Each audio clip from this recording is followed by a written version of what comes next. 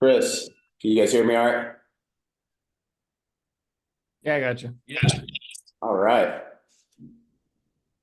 Papadopoulos. We can't hear you that well. Josh Darville, I knew him. What's up, man? What's Can up, you John? can you buy a better microphone?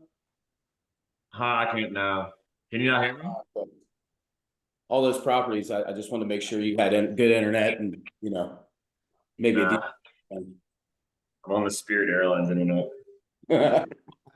So, guys, without further ado, I was very excited to get Chris for an hour, which it's hard to get him to sit still for more than 10 minutes, let alone an hour. But Chris and I have been really, really good, great friends across many years, probably, I don't know, too many. We've done a lot of somersaults together, a lot of events. Chris, when I first met Chris, he was a house flipper. And I couldn't understand why Chris was he was like the number one solopreneur I've ever seen in my entire life. This dude could get more done than an army of 20. It was absolutely crazy what he could do. But and then he started buying and actually holding properties. I don't think you've ever wholesaled a property in your life, have you? Oh, yeah. No, it's like, nah, I ain't about that life. But anyways, Chris is a super fun dude. Love him. Without further ado, Chris, why don't you give everyone a little bit of background on who you are, what you got going on, kind of maybe, and then maybe kind of how you started, and then we'll start digging into some parts of it. So kind of a similar parallel business to like Ohio Homes. I'm out of Raleigh, North Carolina. I've been doing it since 2014. We flip roughly 125 houses a year in the Raleigh market. And in the last like 3 years, we bought about 800 units, mostly multifamily, 100 that is like 50 that is single family.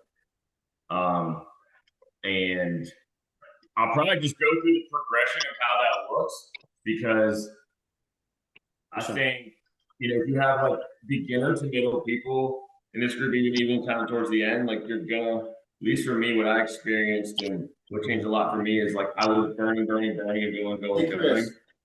Hey, Chris, you got a bunch of echo, man. Is there any way to like change the echo?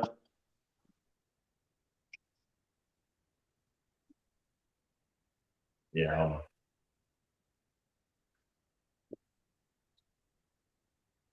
Yeah, it's like really bad. I'm gonna lie. It's all the agreeable gray. That's exactly.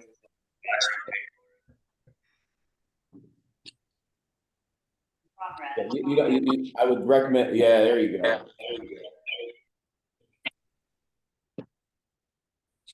All right, talk again. Yeah. So, all right, basically 125 houses a year in the Raleigh market.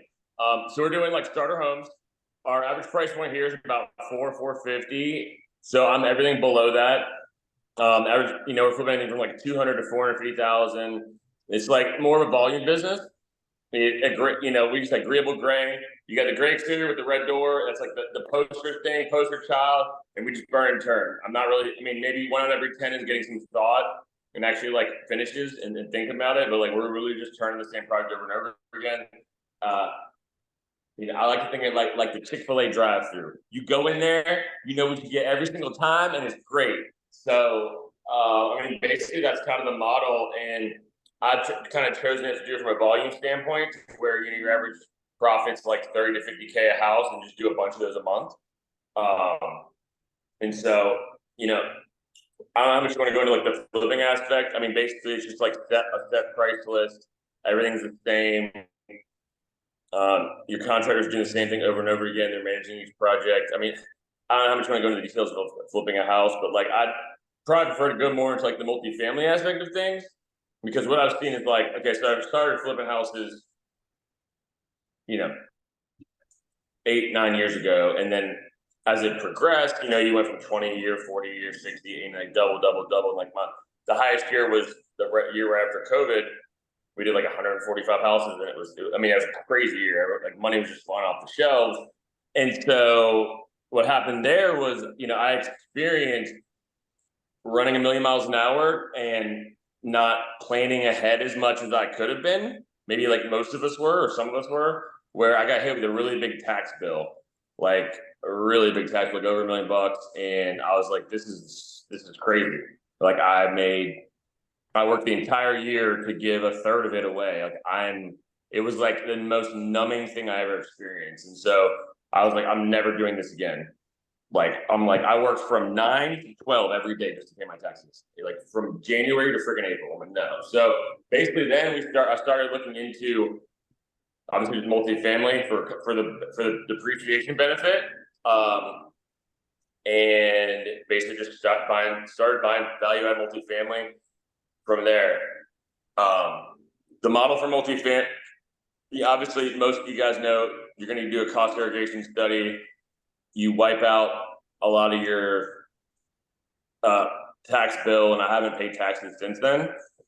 And so the model for multifamily is I'm doing what I'm doing with flipping, and then we're basically just buying value add multifamily, buying stuff at 80 a door, putting 20 a door into it. It's worth like 140, 150 a door, and then refinancing out of it. So I've been able to pretty much refinance and get all my cash back from pretty much every single deal we've done since then, the past like 700 units, and I'm just like rolling capital over.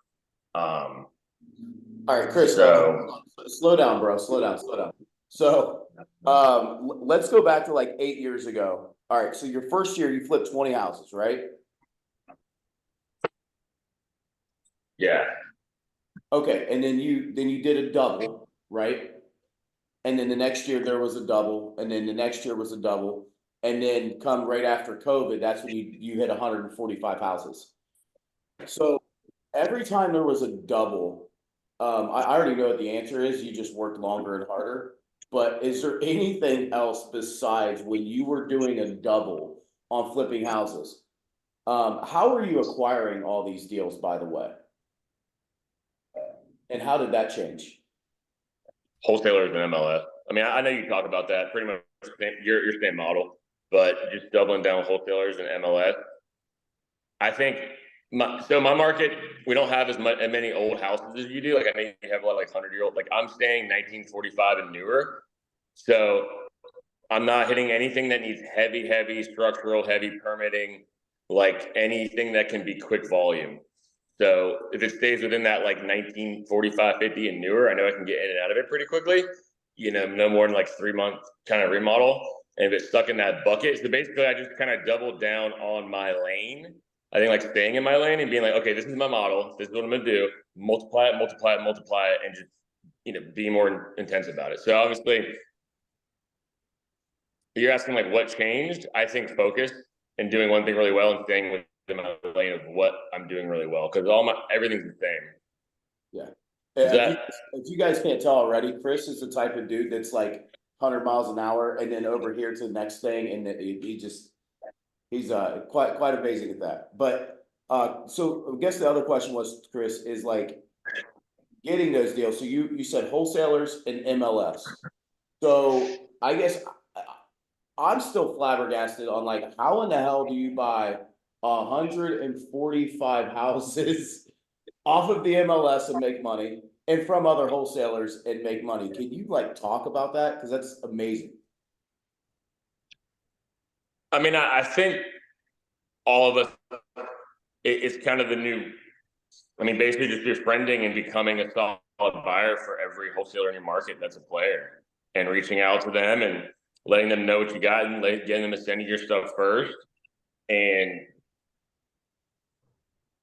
like putting yourself on Facebook Marketplace like once a week, just throwing something out there like, hey, we're buying, or a lot of it's like just going on Facebook Marketplace and putting your email in every single thing that goes online. Yeah, you'll get some spam, but then you'll get like the random house 6 months from now. It's a good deal, and you don't even know who that person is, but you put your email out on Facebook one day. And like you can, I mean, obviously Investor Lift, you guys have that in your market. That's a great way. But like, I mean, you guys know, like in your market, there's probably no more than 5 top wholesale companies that control the market, most likely, I'm guessing. At least that's how it is in my market. And then if you find them, they do the majority of the volume. I'd say 60, 70, 80% of it. So, just befriending them and then just doubling down on them and making sure they're, calling their disposition person and buying them some Chick-fil-A and a couple tequila drinks and, befriending them and, going from that, that is the most powerful way and the most deal flow. 75% of the houses are probably from people that you just meet and you deliver and they know you're serious. Because like once you do business with a wholesaler and you deliver, you're serious. Like these guys don't want to go market this stuff. If they can get their price, like they're ready to go. You guys know that. So majority of them don't want to. MLS, there still are deals. It's actually been a little bit meatier lately. Like you can still go on MLS. Like you used to be able to not go on MLS and actually negotiate. Now you can come in 20 grand below. That's the new norm. Like I haven't, in the last probably 6 months, I can't remember the last time I got an offer that was full price with no closing costs. From a retail perspective, they're all like 5,000 closing costs, 5 grand below. So as you're buying, you can go in there and go 20 grand below, and I'm actually getting entertainment. Like people are actually countering. So you could buy one house a week off MLS if you really like hone down on it and just send blanket offers. Just say, hey, call the agent and be like, hey, I'll be at like 130. That interests you?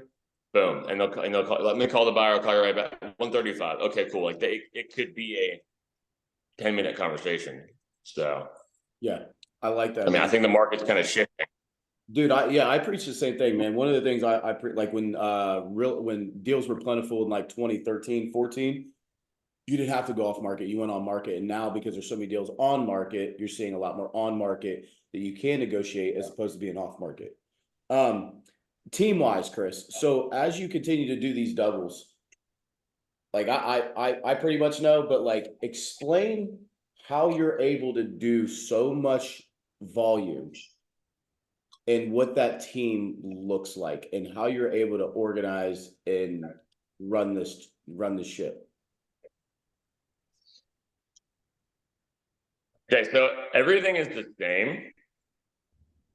Like every light fixture, flooring, cabinet, granite, like every inch of a house is the same. Maybe we change the backsplash.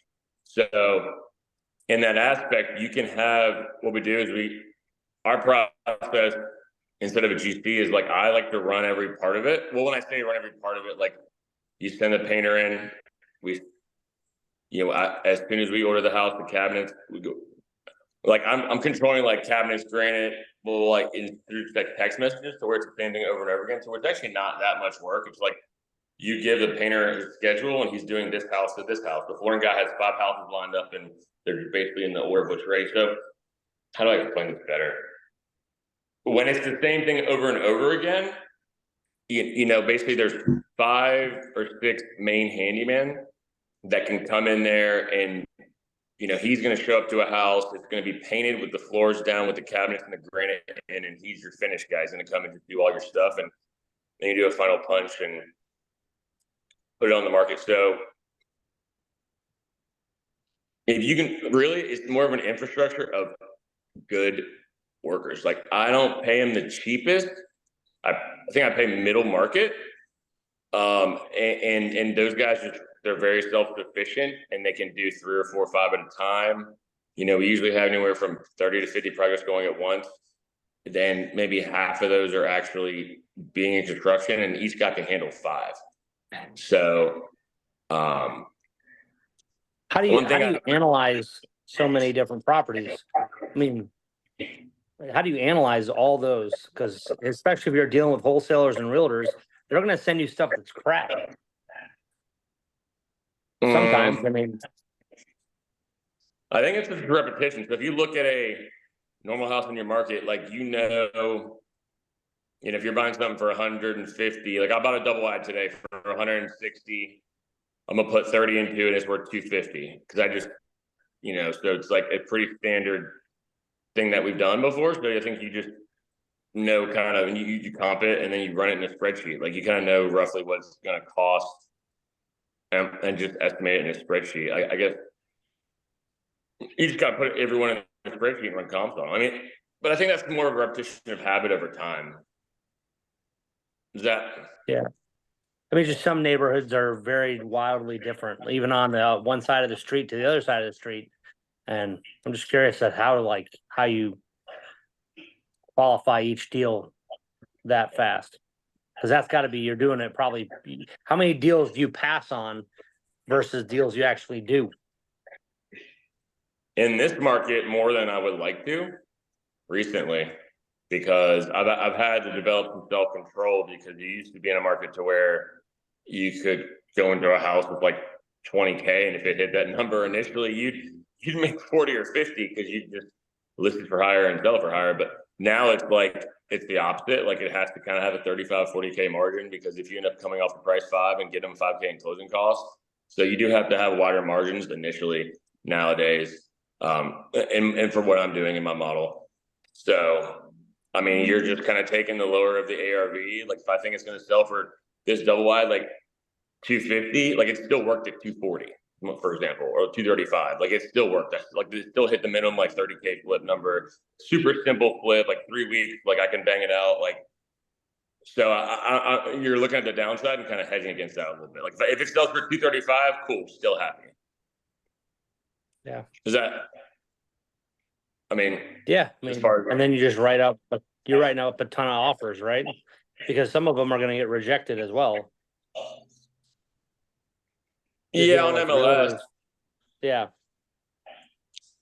But I mean, Dude, I think from a mindset perspective, Chris, this is like, I mean, you just made a joke about it, but we joke about this shit all the time. You'll talk to a wholesaler and be like, 130 is my price. Okay, boom. You're on to the next person. You're not even thinking about that one deal. You've already moved on to 10 other deals after you've said your number. And then you're like, you just have deals fall in your lap just because you've already mentally moved on to the next deal and the next 10. and a lot of guys, like, they're fishing. Like wholesalers are fine. Like, I mean, you guys know, I'm against wholesalers here. Like, you might, like, these guys are gonna call you and say, hey man, I got this house, what would you pay for it? I'm like, hey man, I'm probably about 130. Can you get it for 120? You can make 10 grand and try and offer to reverse engineer it and just like pull comps. Like I have random guys that just started and we'll literally just pull comps together and look at the house, and I'll walk them through, hey man, I can do this, because a lot of people will lock it up and not care, but some people, they want to know they lock something up, they actually have a buyer and they're not doing the process. So you can kind of offer that service and that help. For some people it does kind of facilitate some deal flow, or maybe on the near end of people, but it's I think people want that. But yeah, I mean, I agree that you're just taking shots. Hey, you miss all the shots you don't take. It's Dude, true. So another question, Chris. Tell these guys what your team looks like. This is amazing. So it's me. I got a full-time assistant and about probably 20 contractors. I mean, I run the entire thing myself. The management, that's just a flipping company. Terry likes to always make fun of me for this because I'm a one-man show and a lot of Adderall. Adderall is my number one teammate. But you know, I mean, they don't call me the cocaine cowboy for nothing. I'm just kidding. I'm just kidding. No, I mean, honestly, it's the same thing over and over again. So it's repetitive, but I mean, this business, you can run it with 2 people. Like, I mean, I could probably need a project manager, but like, you can run a pretty lean business. Like, you just need someone to kind of keep things organized, and then someone to run the projects, and like, I mean, someone for acquisitions. But depending how you're doing it, if you don't have a sales team, you know, you can run it pretty lean. The management side, as you know, is kind of the more labor intensive aspect. Now I have a third party management company for that, which is managing all that. Chris, so one of the things I preach, man, is like we've never really had a project manager in our business because we've always used general contractors. Even post us having a construction company, I didn't use Curtis Fast Drywall and then this granite guy and a bunch of these subs. Yeah, you like that jab, that Curtis Fast Drywall in there? So I got to tell this story real quick. We're on vacation. I think I don't know. I think we're in Mexico together, Cabo or something. This dude's up at 6 o'clock in the morning. I'm doing like a morning workout. He's on the phone with Curtis Fast Drywall at like 6:30 in the morning. I swear to God. And I'm like, dude, what in the hell could you be talking to Curtis Fast Drywall at 6:30 in the morning about? Like, it's the most wild thing I've ever seen. I'm done by 8 o'clock. I got a whole day. Oh my God. You silly, bro. But to your point, Chris, you know, you've developed relationships with great general contractors and you have a great system with how you pay them. And because of that, you don't need someone running from job to job to job to job to job and micromanaging all these people. Yeah. I'll tell you what, one thing that was what made things easier kind of like in the 20, in the beginning was basically getting a set price list on the simple flips that we have, like light fixtures are $25 each, doorknobs are $20 each, a backsplash is $500. I know how simple this is, but you waste a lot of time quoting stuff.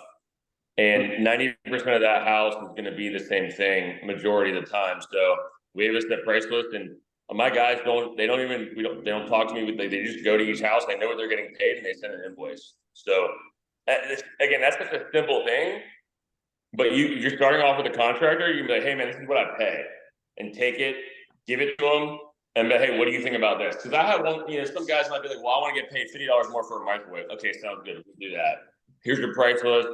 Here, like, let's go and let's start some work together. So if you're trying to find these guys, like I have found to be very productive because it takes out a lot of the BS. Like from a scaling standpoint. Yeah, you're not beating everybody up. You're like, dude, I'm not worried about, like, you're just trying to move on to the next deal. That like from a mindset, that's the number one thing you're doing. You're like, dude, I don't care if you're making an extra $2,000 on this property. I'm making 35. Great, make your $2,000. I'm moving on to the next deal. But they're not charging you an extra $2,000. You are at least breaking even. Because here's the thing we forget, like you're gonna save money and pay a guy by the hour when he takes his extra 2 weeks. Right now, my holding costs are on average like $2,000 a month per house. So I'm not saving any money. And also at the same time, that guy, I view it like a sales commission job. These guys, they can like bang out 2 houses a week or as quickly as possible, they're on to the next one. So we're all making more money. It's actually more productive than it is less productive, if that makes sense, because you can turn quicker. So yeah.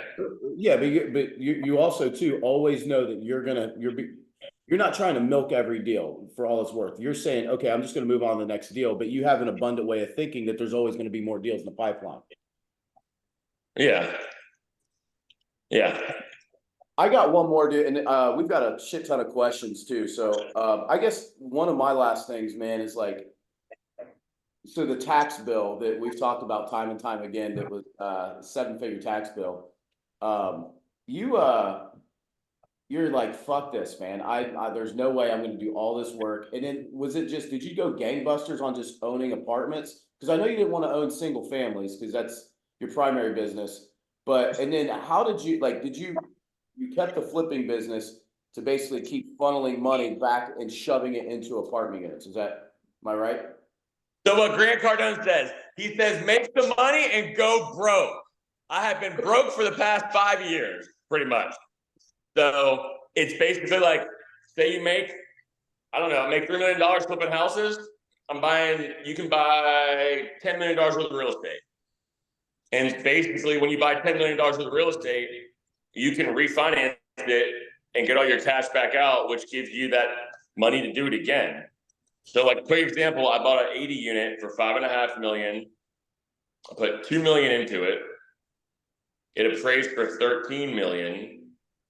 And then I went and got a loan I refinanced it at 8.5.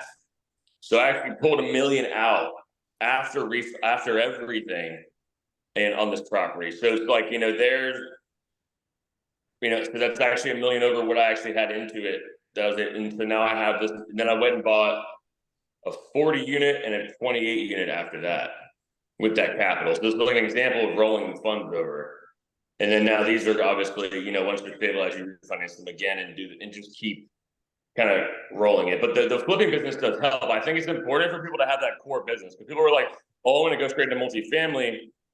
Unless you're going to syndicate or raise capital, obviously having your own funds, in my personal opinion, was my, because I wanted to own all of it.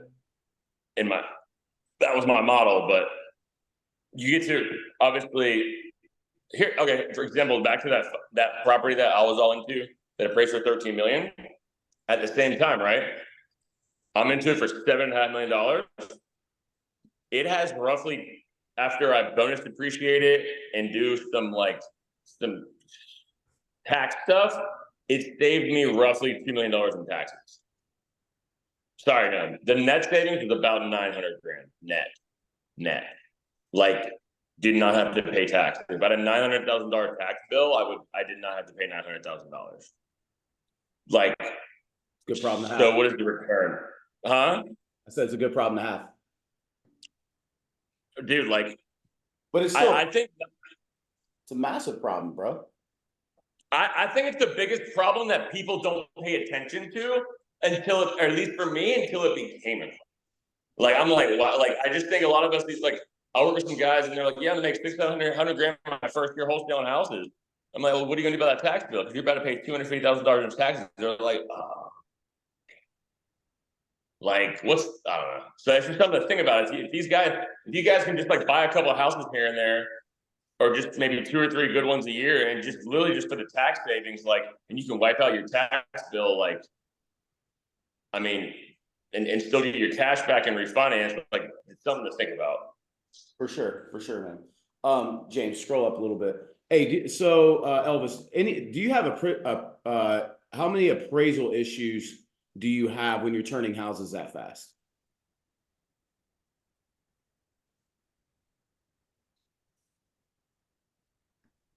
It only matters if it's in our market, if it's FHA, you can't do it within 90 days. So if I haven't owned it for more than 90 days, but other than that, it doesn't matter. So you Like, don't, I don't have. so you don't really run into appraisal issues that much?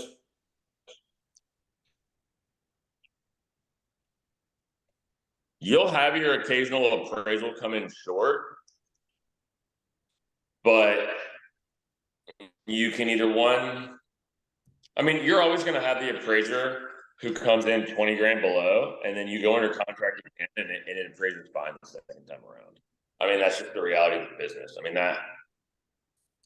so I mean, right now, VA loans usually are a little bit stricter from their appraisal guidelines. So I kind of, if I think I'm pushing price on a VA on a house, I'm really not going to take a VA loan. Unfortunately, I mean, I know they serve, but it's like their appraisals usually are very tight on FHA and VA loans because they are by a different standard. So if you think you're pushing price on a house, at least in my market, like, I'm like, I don't know, like, you want to, but I'm almost at a point now to where sometimes it's just hard to even get people in the door. Like, I've had, I might have a house that I'm sitting on for maybe 45, 60 days for whatever reason. And it's almost the opposite to where I'm like, hey, look, and they're worried about an appraisal. I'm like, if it doesn't appraise, I'll refund your due diligence. Like, you have no risk because I'm trying to sell the house. Yeah. So like, I'm literally, I mean, that's kind of the opposite, but like, that's, yeah, I mean, appraisals are valid. So when you get stuck, are you hanging on to any of your single families converting into rentals or just apartments? Just apartments. And do what? Because you're not, I mean, you have a third party manager and that's what they do is manage multifamily, right? Yeah. I mean, I have found it hard to scale single family in a quick way, fast, in a very quick way. Like, we bought a package of 240 units from one seller, and all in, it's probably worth like 35 million. And I bought it for 24 million, and it probably needs like roughly 5 in rehab just across everything, give or take, maybe 6. So it's like one package, one deal. The bank is, I mean, it's easier that would be very difficult to do with 240 homes in a short period of time in today's market. And like here, I don't know where you guys are, but like, you're going to be all in for $200,000, and to rent it for $1,500 a month, it doesn't really cash flow. So the market's changing that aspect too, where I mean, at least where I'm at, single family homes aren't really the model anymore. It's just not a cash flow market. And that makes sense, man. Yeah, yeah. That But I makes mean, I just think you can scale. I would rather buy a 40 unit. Like, I'll give you an example. The last one we just bought was a 40 unit. The bank gave me, I only had to put 15% down, so 800 grand. Buying it for 5, we're gonna put $1 million into it. It's worth 7.5. But it's like if you're in Columbus, it'd be like in the downtown best area of Columbus, and I'll be able to refinance it and maybe have like $500,000 into it, and then even roughly, I don't know, $700,000 in taxes. So it's like that's scalable for me, and it will, let's just pay cash flow like 7-8 grand a month. I just think I would rather do that in one spot, work on this one project for 6 months here, focused, and then once it's renovated, it's pretty much like you're just making sure it's occupied. To me, it's easier to scale that. Like I don't like the single family model. I mean, no, I know an extra buy. I just have a hard time with it. you just like to sell them and like Grant says, treat them like prostitutes, right? They're whores, every one of them, every one of them, man. But they just don't make, and especially with the rates now, like it's very hard to make them work, and it's just not. To me, $200 a month cash flow on one house is not that exciting. But if I can do it times 40 in one place, like it's a little bit more exciting. You know what I mean? It's just For someone that is not at your level, right? Or has a different market where it does cash flow. I mean, you got to start somewhere, right? Like if you're stacking up enough of those and then being able to sell those off and then maybe transfer those into multifamily, or you keep them, sell them off and do whatever. There's just different markets and different situations, right? So like your guys' market has appreciated, I mean, you guys are like one of the #1 markets in the country on for every single news article that comes out, right? So I could see why it makes almost no sense for you to be able to hold on to some of these houses unless you were like purely hanging on for appreciation, knowing it was in the best area of town, it's going to appreciate, and you're like, hey, as soon as they build this, this is going to be worth why, right? Like I could see you hanging on to something like that, but not like I understand why it's just multifamily for you. So one of my last questions, I want to open it up to you guys. Is what's your future plans, man? Like you still got, because you've got the house flipping business that is basically it's funneling all the cash into your apartment buildings. And then your apartment buildings is offsetting your income out of your flipping business. And so they're working symbiotically together. What's your 2024 and what's your next moves? Or is it just to kind of, hey, this is what I'm doing and I'm just going to keep doing this? I think now is the time for all of us to look at our businesses and get tactical and hone down on operations and really like look at every aspect. Like, are my guys taking $300 of material for every house? Like, I mean, or just but like, and really hone in and just get specific, because when rates go down later in the year, hopefully they do, I feel that the mentality of the buyer is going to change and the market's going to open back up and we're going to experience a strong market again. I think we're already in one right now. Like I've seen the beginning of the year do well, but I think later in the year after the election and like people kind of know what's going on, like I personally believe that, at least in my market, that things are going to become great again and be very aggressive. And just the mentality. So anyways, I mean, the plan, I think, is stabilize and get your stuff together this year and hone in and just like do what you do really well and do one thing really well. And, into 25, I think in the end of 24, the market's going to improve a lot. Like rates are going to go down. The mentality of the buyer is going to change. People that have been sitting on the sidelines waiting to come back in, like you're going to, I think, see a lot more activity. And like another thing that I've been looking at, is like we recently bought like a couple like warehouses, like triple net lease warehouses, and dude, those are the best things since pork fried rice. Like, I mean, and this is just something else somebody can market for and look at, but like, you can buy these and release them out, and they cash flow great. It's a metal building. They don't have any maintenance. They don't have any problems. The guys using for construction companies, they don't care. And I mean, they're awesome. Like the triple net, like you don't have to worry about occupancy, like any maintenance, anything. So that's kind of a side conversation, but I've been kind of dabbling in that. But I think things are going to get better. So I think the answer is to hone in operations and really just refine everything. So what And maybe you're telling me what the market's doing. So you're just following what the market's doing and kind of keeping your businesses as they stand, or is there something else that's like on Chris's radar? Like, hey, I want to go out and accomplish this. I want to own 10,000 apartment units. I want to, have I think I don't know. I want to have a $10 million net flipping business. Like what, or are you just kind of following the market, what the market's going to do and giving you? Yeah, I mean, my goal was basically 5 million passive. So that's kind of how I went into the multifamily, because my best year ever flipping houses, that's what I made. And I'm like, well, hey, I mean, I don't want to flip houses forever. It's a pretty active business, but if I can get to that point, that's a great number, right? It's more money than anybody needs. So, but it's a plaque holder till the next thing.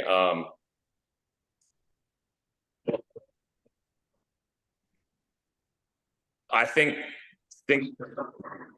there's a lot of opportunity in commercial real estate. I think it's a whole untapped category. Like I bought a mobile home park and some warehouses, and there's just a lot of other things that you can do in real estate. Like I bought a medical office building with some pharmaceutical company came in there and they put a new lease on it, and like we've got a 7-year lease on it, and it just cash flows like $5,000 a month. And all I did was buy it and put a new lease on it. Like stuff like that. It's actually really interesting, and you can take the cash from your active income business and put it into long-term stuff. And it's like just experimenting with stuff like that, because I didn't know anything about it. It was a good deal. I'm like, we're not going to lose, but let's just try it. Like maybe just try new things, like just experiment and just do a couple to see how it works and how you like it. Because like I bought some warehouses, I'm like, oh my God, this is great. We don't have to worry about anything. They just pay. And I'm like, I want to get rid of all my multifamily now and just buy warehouses, because they pay on the 28th and I don't have to worry about anything. So I don't know, I mean, just kind of explore more and grow more in that aspect. I don't see 24 being a huge like acquisitions year until the rate market changes. I mean, I think it's really hard to pencil anything with rates right now, at least for me. The last multifamily to the 40 unit, I pay like 7.25, which is still, sorry, 6.95. And that was like still hard to pencil. Yeah. So it's just like, I think that this year's just the year to stabilize, get your stuff together, hone in, be ready. Love it. What do you guys got? I want to open this up to you guys too, because I could talk to Chris forever and have talked to him for probably too long in my life.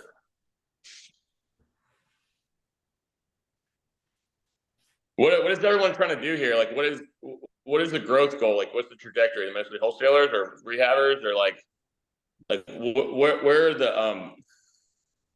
the barriers, and what do they need to break?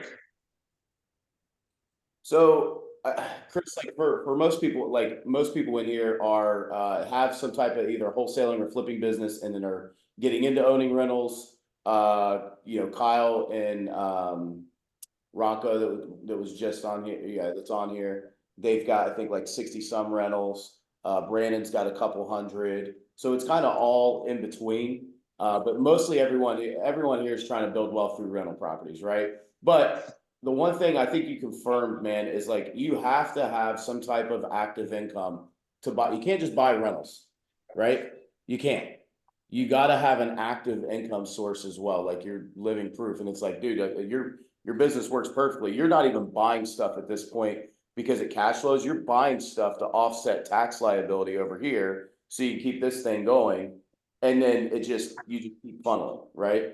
So, and that's kind of the whole premise of scaling, right? Like Scalers Only is, hey, we want to build passive income. We want to own rental properties. We want to have a more passive lifestyle, but at the same time, it's like you got to have something active to be able to help grow that passive.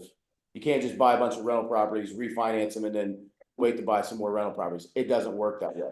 I did it for a long time. It's hard as hell to grow that way. You can't. You just get cash trapped.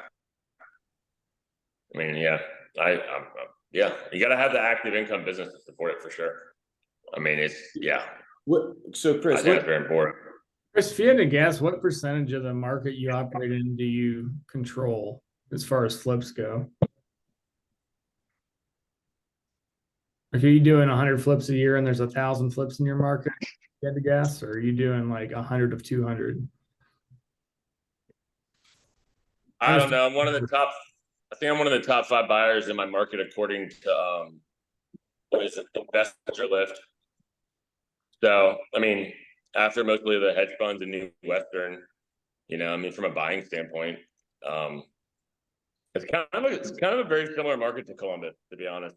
Columbus is obviously bigger and a little bit, larger metro, but I mean, our price points are, mid 4s, kind of average house now, like median income, and so yeah, I don't know. I don't know how big Columbus is. no, and I mean, there's people from all over, not just Columbus, but like for us, I always look at your market. You guys are like 3 or 4 years ahead of us, probably closer to 4.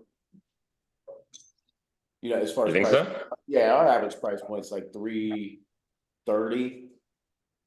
Oh, I thought you were higher. Okay. No, and that's just now screamed up. It used to be like 300, but I think it just released like 320 or 330. So, but yeah, Yeah. dude, I think one of the biggest questions that you get, Chris, and that how in the hell is it just that it's so simple, your business, and it's the same product and the same thing in reliable GCs that you're able to run this with you and an assistant?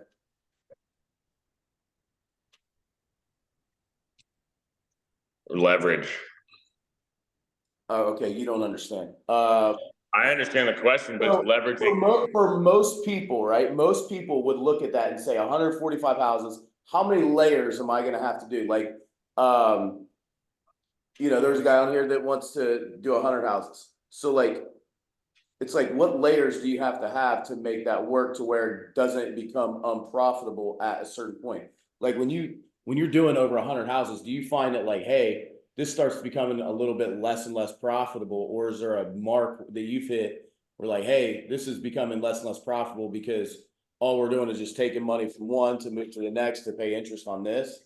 And we haven't even talked on financing or how you're financing all this crap or how you got the money to finance all this stuff. But I mean, is there like a certain point that you felt like, hey, this is a sweet spot or this is too much? I know there's like a couple questions in there. All right, so financing is simple. You can go to any kind of TIV. I'm with Anchor Loans, Genesis Capital. There's a million of them that I can name. You can all name off that will fund you, and I put 10% of the rehab into it, and then once I put the house on the market, or I just send them the Zillow link, and they just fund me the draw of 40 grand for the house right now. So you're only floating about 10% of capital, a little more, I guess, depending on rehab. So that and they're 9% and 3/4 of a point is what I'm. So, I mean, from a funding standpoint, that's that. So you're kind of rolling cash over. 2 months ago, I went in every single LLC I requested for a 0 interest free credit card, the max offer I could get, and I got like $300,000 in like a couple of days of just credit cards, and I put a lot of the rehabs recently on 0 interest credit cards, and I'm just floating them. There's some ideas like from a recycling capital standpoint, but I mean, because it's a very cash intensive business, but it can be done lean. Like you can, like literally yesterday, I went and I requested my Lowe's LBA, my Lowe's receivable account, to go from 40, and it maxes out at 100 grand before you have to give them tax returns. And I was like, all right, let me get 98,000, and they approved it same day. And then I went and I have another LLC for rentals, and I requested 98,000 for that. So it's like, and I'm just basically, because you're using a lot of, in these big multifamily rehabs, like I might have to float a large capital for 6 months. So it's like kind of just a game of having a bunch of credit and using it. And expanding out that way. But I think doing what you do really well, and like your rentals, I'm guessing are probably all very similar to the same flooring cabinets, everything like that, and just duplicate. Your guys don't even have to ask you, like they just go. And so kind of like the same thing, like all the houses are exact same everything, to where there's no questions and there's no decisions, and it's just like a machine. I don't know if I'm articulating that well enough to where it's like, how do you produce the machine? But like, I don't wait. The guys go and pick up whatever's in stock at Home Depot. We don't pre-order shit. It's like, we're not waiting on anything to come in. Get whatever they got at Lowe's today, throw it in your cart, let's go. Like, we used to pre-order it and then have it not be there, and then they wait a week for something for a $100 light fixture. Like, it's like, hey, we want to finish this. Like, I'm just getting into the simplicity of stuff, but like all that stuff adds up at the end of the year. Like, I think the biggest thing I found is that I'm trying to save, because I'm a cheap fuck, and it's like I'm trying to save $200, but I'm losing $2,000 on holding costs. Like, I got down to it where I'm like, oh, I want to use a different contractor. It's $500 cheaper to paint the house, but I'm like, I just need to get it done and on the market in like 3 weeks, huh? Dude, I've known you for a long time, and that's like the biggest thing that like I've gotten out of it is just time. Like, you're so concerned with time and caring and days that you're carrying and money that you're carrying. That's it. I think it's the biggest thing that none of us look at. We're all trying to stay budget on the house, but hey, when you sit on that house for an extra 2 months, it costs you $5,000 and you wiped out all your savings. Dude, do you because this is something that we track now is like days of interest. So we know every decision that we make, like, hey, if this is an extra day, this is how much it costs us for every decision, because it's going to cost us a day, and that's how much. I like that. I don't. Do you look at that? I don't track that. I mean, I know what my average whole cost is about $2,000 a month. You just have the mindset anyway. I mean, but that's a great way to look at it, because I think when you look at it like that, you make different decisions. Like, you make a more time-based decision. You look at it not from a cost perspective there, but you look at it on the other side. Like, dude, that adds up a lot. And then also, hey, now that this house is on the market in 2 weeks, how much quicker can I sell it and get my $50,000 back that I have in it, or all my profit? Am I going to have $100,000 in my bank account that like 2 weeks sooner because I sold that house? And what is that? How much is the opportunity of having that money in my account and recycling it? How many times can I recycle that money in a year? When do you take money out? Like, is there a point where, like, because you're just recycling so much cash, and like you got to have millions of dollars just being recycled in order to run your flip business anyway, the way that you run it. Is there like a time like, hey, if I flip this house, I'm taking out 20% of each house for profit, or is there anything out of profit first that you use, or is there like a method to, hey, this is my actual profit, this is what I'm gonna go vacation on and go fuck off with, or what? So the kind of way I look at that is like, hey, the cost of capital right now is for sake of this conversation, is 11%, right? So if I have any cash and I'm not buying a house with it, I'm paying 11% interest to myself. So if I can buy a house cash.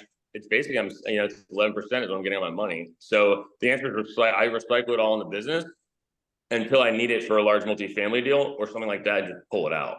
Like when we bought the 40 unit, $800,000, like I was like, okay, cool, I'm gonna pull it out of the flipping business. It comes with distribution, all that crap. But like, I'm just basically recycling and leaving money in there because that's just one house I don't have to pay interest on. Because I mean, your turns are 3 to 6 months. The capital is coming in and out very quickly. So if you need cash, like when I put a big property under contract, I know I've got 60 days. So I plan over those 60 days. I'm like, okay, cool, I'm gonna pull this cash out. I'm gonna get more loans. You know what I'm saying? So, but I mean, and so when you're running this too, man, like you're thinking, okay, I'm gonna go buy this big multifamily building. I gotta raise $750,000. I've got this house that I could push and get it up in a week. Like, hey, you're taking more offers on these houses or less offers to be able to get your cash back in more quickly.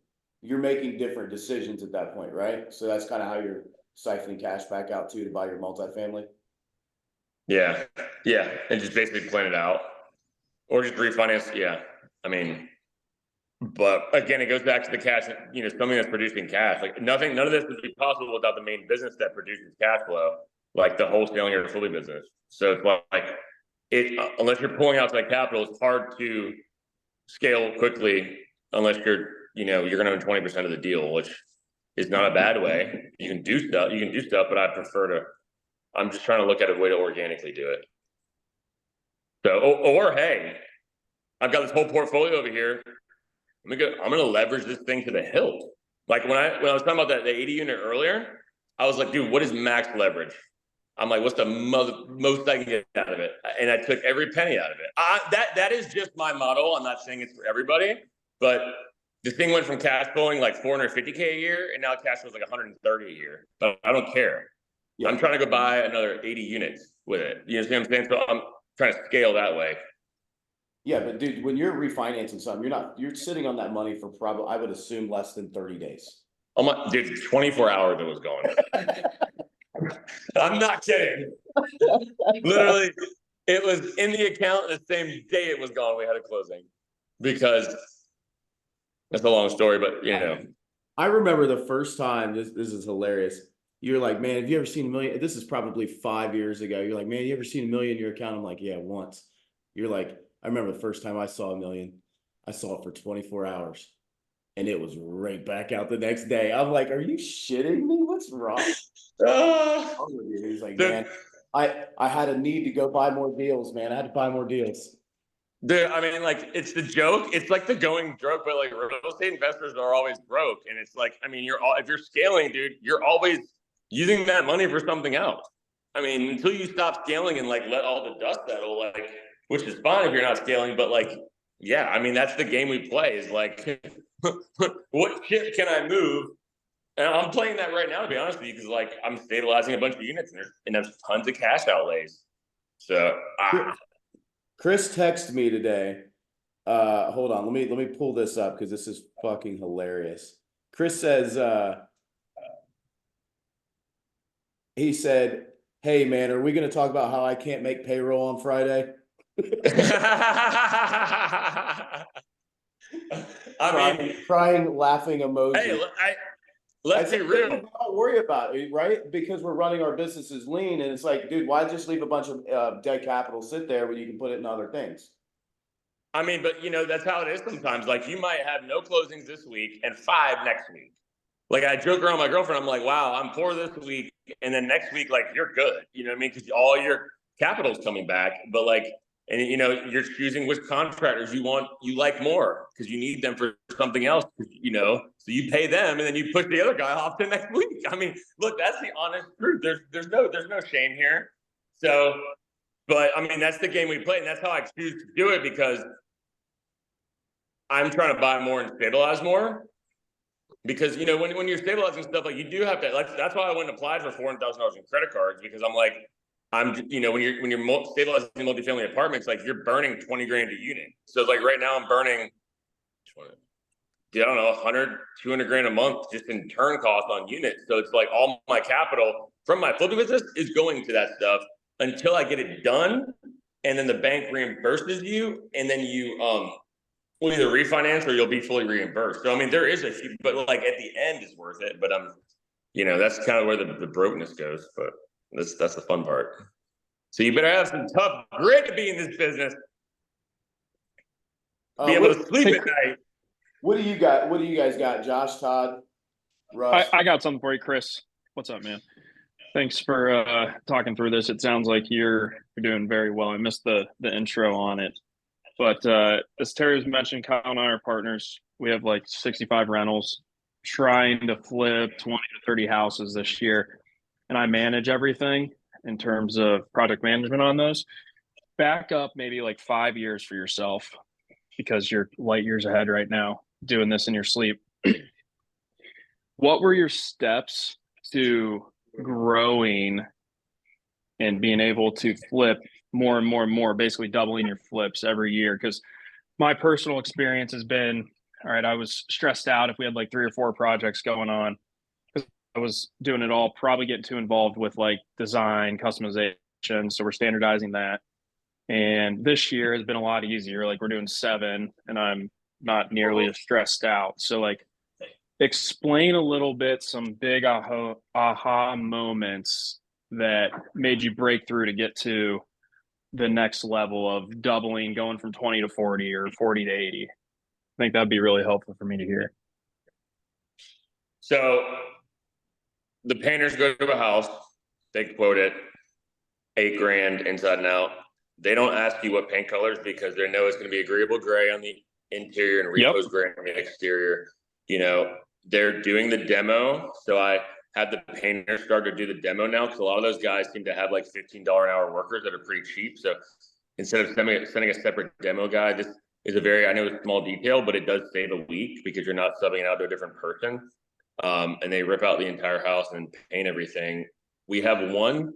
I did separately do flooring, but we found one company local that gave us really good set pricing that does flooring, tile, it'll be like the entire flooring package at once, and it's cheaper than what I was doing about before. So, you know, this is a good thing that worked well. Is we found a cabinet company that the day we bought it would go out, they'd measure it, send us a 3D measurement, we'd approve it, and they would send the order to Home Depot.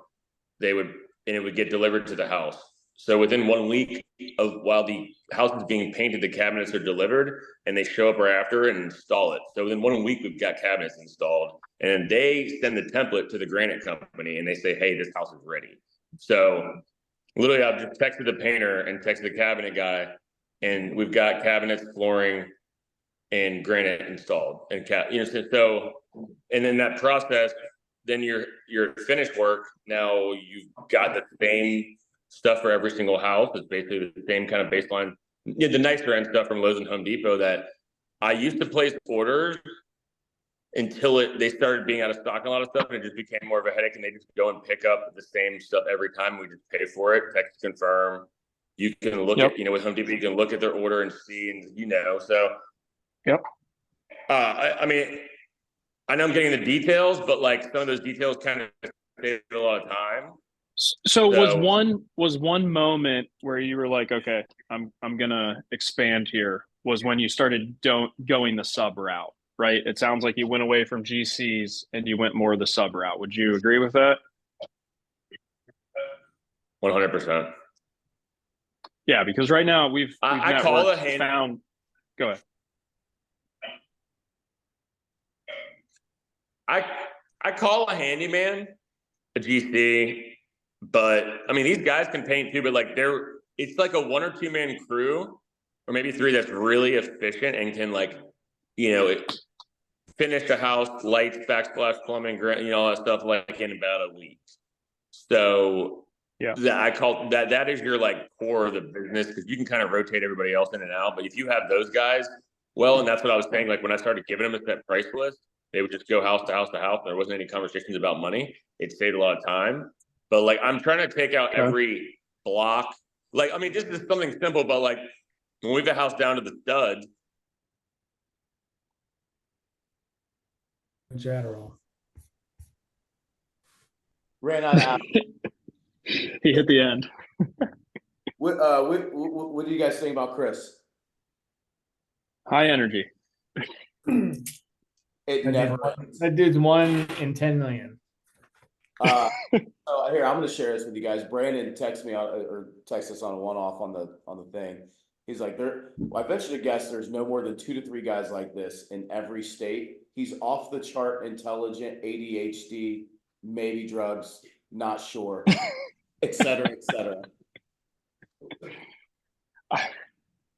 There's something going on. I mean, that's why I was trying to bring it down a little bit. He's talking so high level. I'm like, slow down, explain this a little bit more, how you went. Terry, how many houses does he flip? Bro, go. Ask the question. My phone died. No, let's go. I mean, that's fine. I'm just trying to give you a lot of information quickly, but I mean, what we're No, you were answering them right there. How many houses did you flip last year? Like 125. Okay. And that was your most ever? With COVID, it was the most effort.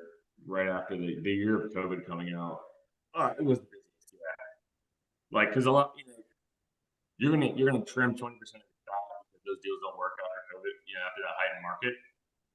So, I'll probably do a little over 100 this year. Yeah. I mean, there's a lot of things like lined up to make this work, right? You're in a market that's high growth. You're in a market that has new houses. You have great subs. You have great pricing on everything because of your volume. You have the ability to keep a lot of stuff straight in your head at once, I'm sure, right? So you have like all these pieces lined up all at once, and you just don't overcomplicate things. Whereas someone might lose 20 grand on a flip, you probably don't even care. Like you just move to the next one, move to the next one, move to the next one, and cycle your Yeah. cap as fast as possible. That's just my, I guess, 30,000 foot view of listening to you for the last hour. No, Brandon, that's a good point. Chris, how are you keeping everything straight in your head? Because you don't strike me as I'm going to take notes and write this down and review stuff. So how are you doing that? I have just a very simple spreadsheet that goes like,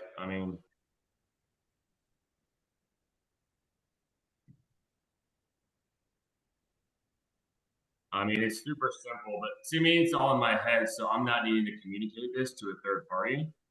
So like right here, this is what we're putting on the market this week.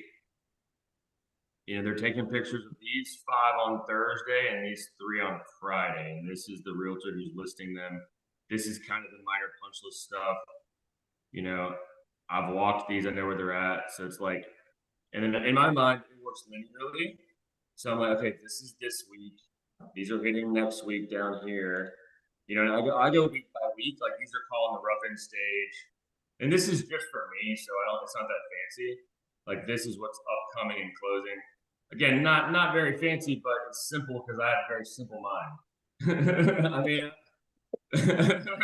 So I'm not sure if that really helps you, to be honest, but like I feel like sometimes if you overcomplicate things, it overcomplicates everything. Like I try to do one of those apps like Buildium or whatever, and like have my guys send pictures, and it did like they're all Hispanic, and none of them got it, none of them could do it, and I just said screw it, and like I just literally text them the punch list when I go to the house.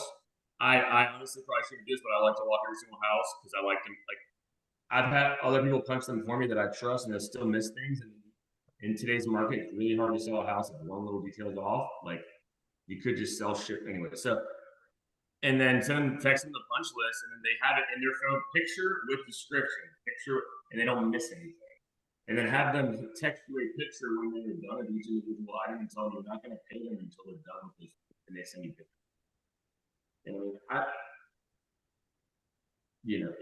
I try to overcomplicate it. It works for me, but like Rocco, is that kind of like what can you cut out from your process? Like what is the next step? Look at each step and like what can I eliminate? Like we were to the point where we would gut an entire house, and it would be rough, and the guys would come in and install the doors. So I had to the point where we were installing doors, and I had the guys put up sheetrock just around the doors. So the painter can just go there and sheetrock the entire house and not have to wait for the doors to be installed, and it's painted. And now we're installing flooring. So like that just cut a week out of our process because, I paid the guy an extra $200 just to install sheetrock around the edges of the doors. I don't know, it's silly, but it's a week and that's $500 a holding cost. So I'm asking. No, that makes sense. I'm just trying to process everything. That's a good point. Like, what can you cut out that's time consuming? And so that's where I was going to go with it. Is it, you just said everything kind of has to be perfect. And I feel like that's where I can get too caught up on it. So how are you battling that? How are you going perfect versus just get it done? At the end. Okay. At the end, like when it goes in the market, but it's literally just kind of everybody in there organized chaos until it's at that point. So are you worried about them? Your subs, or do you have guys that just do punch out? So let me ask you a question. Where is the bottleneck, or where are you losing time, or what is the part of the process that takes longer for you? No, I mean, that's a really good question. I probably need to think about that a little bit harder. For me, it's probably getting the contractors on the job, I would say. like getting them actually started. So it takes 2-3 weeks. I get the estimate ready to go and they're backlog doing something else. But it's because I don't have a continuous process like you have. You're sending the paint guy to the next house, to the next house, to the next house. So you have no downtime there. I'm trying to battle that, and I use more GCs than subs.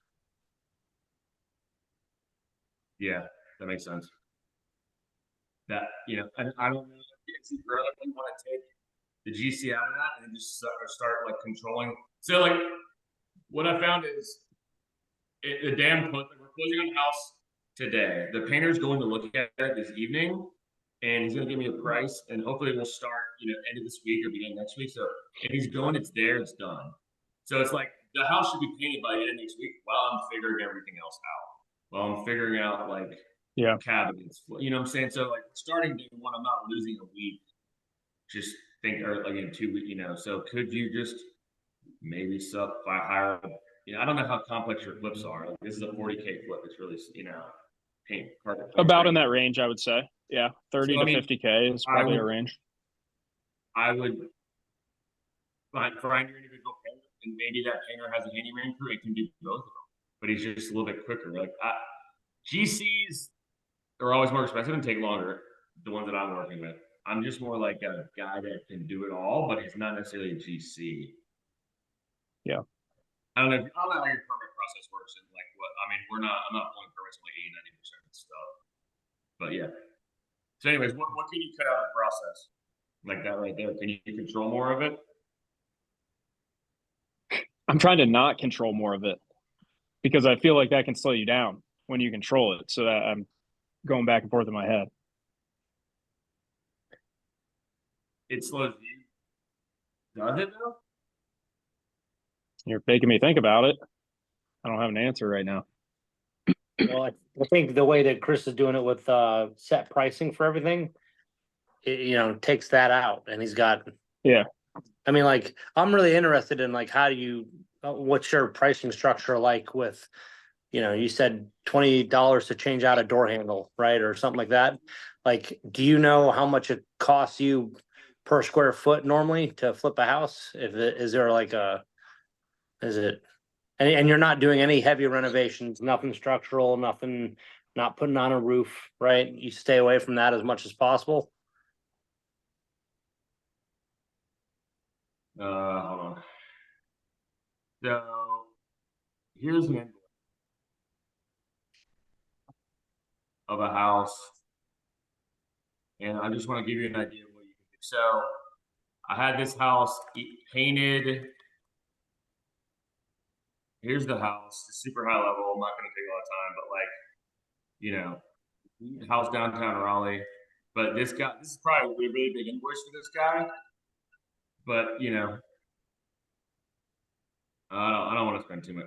You know, it's a renovated house, tile, bathrooms. You know, this is a nicer end house. So, yeah, just to give you an idea, and then this is kind of the invoice that he sent, and some of the pricing for it. So he never gave me a price for anything. Like, this is basically just what he charges me for all of it. Like, as we go, I've been working with this guy for around 4 years, and this is the invoice he sent me at the end. So you don't bitch at all about the prices. You don't negotiate. You just say, "Yep, this is the price. I'm going to go for it." But you don't even talk about it beforehand. Because we have the prices set.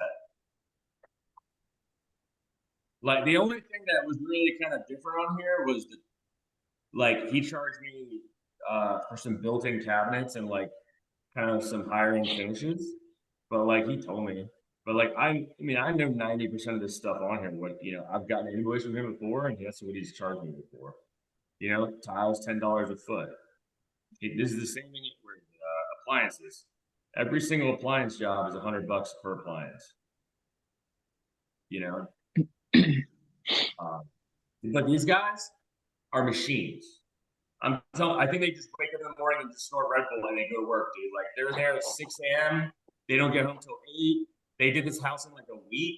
Like, they run circles around people. So like for them, like, homeboy's trying to make his 20 grand and move on, and now he's doing 8 rough-ins on 8 houses. Like, they're making money, and so like I'm happy because now I put the house on the market 2 weeks ago. It sold that weekend, and I've got the capital coming back. You know what I mean? So it's like, I think not getting caught up in what you're saving, but like the speed is more important. Sometimes, I mean, there's got to be obviously a limit to it, but like being reasonable. I mean, I can send this invoice to the group and like let you look at it, but like you can take this to your GC guy and be like, hey man, this is kind of what I'm thinking. What do you think? Does this look good to you? Okay, well, hey, I want $100 more. Sounds good. Let's do it. And then you don't have to have a conversation and get quotes. Like you can just go. Yeah. No, I'd appreciate that for sure if you share it. And it looks like that's just labor. Yeah, I pay material. Who buys the material? I do. You actually go to Home Depot and buy it all and take it to the job site? They do. They do. So another great example, like don't touch material. Don't ever go to Home Depot. Don't ever mess with it. Yeah. You know what I mean? I mean, sometimes some of my guys would bitch about getting material. I'm like, dude, I'll give you $200. And they just, every guy, like one guy would bitch about gas and time. I'm like, dude, I'll give you $200 a house just to buy it, pick it up. You know what I mean? Like that's like they spend hours at Home Depot. Like when I first Yeah, started, Home Depot sucks. Home Depot is a bottleneck for sure. so let them do it. They can get in and out. Like I don't order. We used to order things for people, and they would be wrong. So I stopped doing that, and just like, hey, I want you to put it in your hand and walk out of the store with it. Yeah. But Chris, I mean, you're also clipping margin. You're not paying an upcharge on materials either. So I mean, I don't know. I'm just doing it in my head. Like Yeah. if you're going and you're competing against another person's buying a property, you're going to pay $5,000 more and make it up because you're buying materials, and you're paying Curtis Fast Drywall $200 to go get it. so one thing I don't touch is paint because guys don't. Well, listen, hold on. There's some more to that. Paint. When you're paying for paint, it's a waste of time and money. If you don't save any time on it because the guys overuse paint, and nobody ever actually is cheap with paint. But with material, like I just did a thing with Lowe's the other day. After all the discounts, you get 7% at least rebate, and we're going 4 to 7, right? So you get that. Like at the end of last year, I got a check for $20,000. It was a 2% rebate on spend. How much? $20,000 fucking dollars, dude. I was like, I'm going to Chick-fil-A right now. I'm so happy. But like, so going back to that, like, let's say most like Lowe's and Home Depot orders, you're gonna like, I did one this morning. It was $2,500. They took off 25% of the order and discounted to like whatever that was, and then I'm still getting 7%. So your GC, I mean, like he's taking that, he's buying it, you might have some slippage in there, but also if these guys are like rolling to the next house, they can save money just like a lot of my guys, all of them, they have 2 big ass buckets of just like faceplate covers and bullshit. And yeah, I mean, I know that they probably have $300-$400 worth of stuff from each house that they could go and return at any moment and get a gift card, and I accept that slippage, but I mean, by the time you take a $3,000 order and discount it, like you do whatever. You know, I'm trying to focus. Hey, can I flip 100 houses and make $30,000 a house, $3 million bucks? And if I lose $500 a house, like, which is the reality? Guys probably just shit goes missing. You know that's $5,000. Did you make $3 million? I don't know. I'm just trying to look at how do you pour more fire on that. I'm rambling. What do you think, Rocco? I need to find my bottleneck because it was paying too much time on materials and making those decisions and got rid of that. And now things are speeding up a little bit. That's why I can do 7 or 8 jobs now and not feel like I'm stressed or losing my mind on it. So I already solved that one. I'm trying to figure out what the next one is. Not freaking out or stressed. Kyle needs to buy more houses. Like I have pretty much every reliable contractor right now on a house doing something for us. So eventually it's going to be contractors will be a bottleneck. And that's where it's probably you're going to have to look at subs a little bit more there to be able to scale that because they can do it faster. But I don't know. I'm going to have to think about that harder and really dig into the process. Okay. Evan, Brandon, Nate, Josh, Todd, anybody else? Russ? Hey, I got one quick question here, Chris. Since Terry brought up the 100 house flip guy, that would be me. So when you went from like the 30, 40 a year thing and you said, hey, I'm going to double, right? So you're at 40 and you go, I'm going to go to 80. Was there a big difference for you in how you had to process it? Or did you just have to hire more guys to handle that? Or did you just say, I'm going to lean everything out and then I'm doing it? Because I have a luxury of I own the construction company too. So we just sub everything. I don't hire a GC for every job. I think if you ever get sub infrastructure, you don't have any problem with it. Right. And just like you would, because I think you have more set costs than you do if you like. And I also want to control it because you'll get into a house and you'll get bottlenecked at electrical, for example. But if one's busy, I got 4 other guys I can call. The GC might just be depending on one person. So I like that you can plug and play. Like, I don't know who the handyman's going to be at the house until like a week before. You know what I mean? Like, I don't know who as I'm getting them, hey, who's busy right now? Like, these guys over here are booked out for 2-3 weeks. This guy's free. Hey, you want to start next week, man? Let's go. Like, and you kind of plug and play each part of the process where you're not waiting as longer. I know it's. No, that answers the question. The big thing for me is we're in a smaller market, so obviously houses become an issue at a certain level. Brandon and I are both in the same town, but I enjoy the flips. I have fun with it. I love the design, and I'm kind of that same. I'm trying to make that $30,000 to $40,000 house flip. That's what we're trying to do. And then with the subs, just like what Rocco was saying, I've pretty much gone to piece rate for everything. So I pay square foot, handle, doorknobs, like what you're just doing right there. So I guess my biggest thing then becomes may or may not be my bottleneck, but you're physically controlling 120 houses a year, that you're flipping. And to me, I'm trying to wrap my head around that a little bit to go, how are you able to do that without basically going crazy? Or are you just letting your subs do their thing? I mean, I think if you look at the chart of all the houses, right? There's the ones going in the market this week. Like, we bought one today, right? That house, I send the painter over there, text him, go look at it, give me price, $8,000. Okay, cool. Start next week. Like, and you're just going. You're focusing on what's going on in the market each week, but like this stuff's still working down here, right? Right. You still got everything moving. So, and like the system for me is every morning I wake up, this is just me from like 8 to 9. I bang on and I talk to all my contract. Every single one that's got something going on, like I'm done by like 9:30, 10 o'clock, and I'll just hammer the phones for like 2 hours, and all my project management is done before like 10 o'clock. And hey, man, what are we doing today? Hey, did you forget? Oh, you forgot the conversation we had yesterday? That's crazy. Oh man, that's like, and then, but there's also like each thing has each line. It's like cabinet guy texts them every morning. Hey, what's the schedule for this week and next week? Flooring guys, they have their schedule. And granite people, hey, just want to make sure you got this house. So it's like they're just running a assembly line at that point. So I don't know if that. I mean, are you from a management? It's all the same thing from a capital perspective. Are you good? Yeah. Yeah, capital wise, we're starting to get where we need to be. We started using some hard money lending this week. Actually, it was kind of the first time we actually started really using it. But our goal this year was, like I said, to push that 30-40 this year, and then obviously kind of not necessarily double next year, but kind of scale up to maybe 50 or 60 next year, then go from there.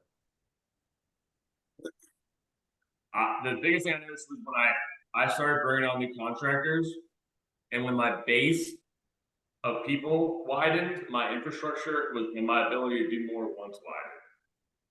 So really, that starts with me. The easiest people to bring them out, and everybody, but more handyman allowing me to do more at once because I can connect the deep with be sitting on handyman or doing finish work. But I would say what I'm thinking and where you is just to get a couple more of every trade and then just have them ready. And, you know, go and show them the price list. Be like, hey, you want to start one? Like, we're going to run. Like, promise. Show them the dream. Sell a fucking dream, man. Like, hey, I want to just back to back to back to back. And I mean, that's because when the contractors aren't a problem, then it's just finding more deals. Right. Okay. No, that's good. Hey, guys, I want to be conscious of Chris's time. Any final thoughts or anything final? Chris, how can people reach out to you? Or people find you? I'll put my email in here. If you guys want the price list, just email me and I'll send it to you. Prestige Worldwide. Worldwide. Prestige Worldwide, baby. Investors. You. Prestige Worldwide.